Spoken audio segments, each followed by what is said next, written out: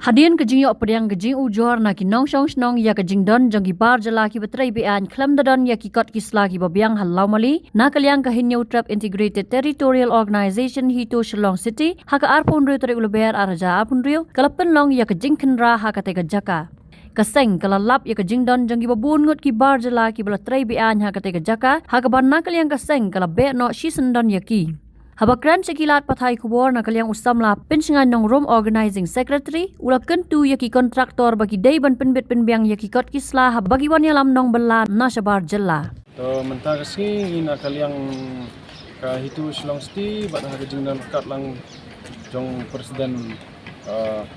nong kwar unit bat working president dong Shillong City rengkat lang bat kita kot ngilawan mentah kasi hane aku lau meli ba niyo komplain ba kita mender baterai hane kan kot islah ko biang ke nakaliang jongi keseng ni ho ngilawan ngilap sisai kata bagi don pereng jeki berkembiang kot islah kita ko biang kita sangut rengut ke membiang te na cui kentu ya kinong wan yalam tam kini ki kontraktor ba abapi wan yalam semua penbiang kot islah ko biang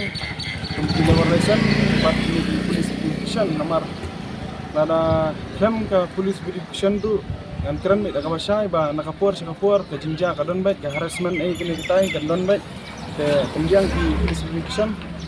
ba kenang lah kile ru long ba kinsuk tam kibor yang kaan tam di bulet kisuk bakin muat nang ne satai mo Habatin, pej bahagi kishap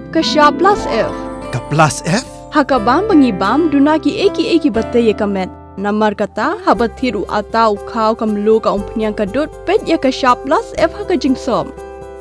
Yaki nutrient kumki vitamin bat ka ayan la icon diat bat ka batau bha. Kam kata ika dur jingki marbam ka jing mat lani ka rukom shed yaki. Balehi panai kita. Kadon ka we ka jing mentoy ba kongsan. Ka kot ka kia. Ka nutrition bakam bha ka jing im bakam bha pendon kam daki mar ba modon ka sharp plus F menta kasni Lawan Ra Shafi Lingba ko office jong Commissionerate of Food Safety Meghalaya